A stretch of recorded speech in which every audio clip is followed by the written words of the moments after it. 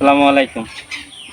তো ছাগলকে একা একা ওষুধ খাওয়ানোর নিয়ম, এরকম একটা সিরিঞ্জ নিবেন এবং সিরিঞ্জিতে করে আপনার যত পরিমাণ ওষুধ খাওয়াবেন ততটা সিরিঞ্জিতে ভরে নিবেন। তারপরে ছাগলকে একা একা ওষুধ খাওয়ানো যাবে। জাস্ট এরকম করে ধরবেন, এরকমভাবে ধরে হাত পুড়ে দেওয়ার পরে এটা আস্তে করে ভেতরে দিয়ে আস্তে আস্তে চাপ দিয়ে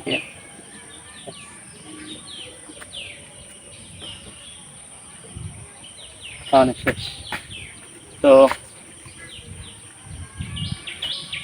যারা ছাগলকে ওষুধ খাওয়াতে গেলে পটে করে খাওয়ান, বা অনেকেই আছে যারা বদনাই করে খাওয়ায়। তো তাছাড়া নিয়ম হলো এই, তো আবার অনেকে আছে ২ জন লাগে ছাগলের ওষুধ খাওয়াতে।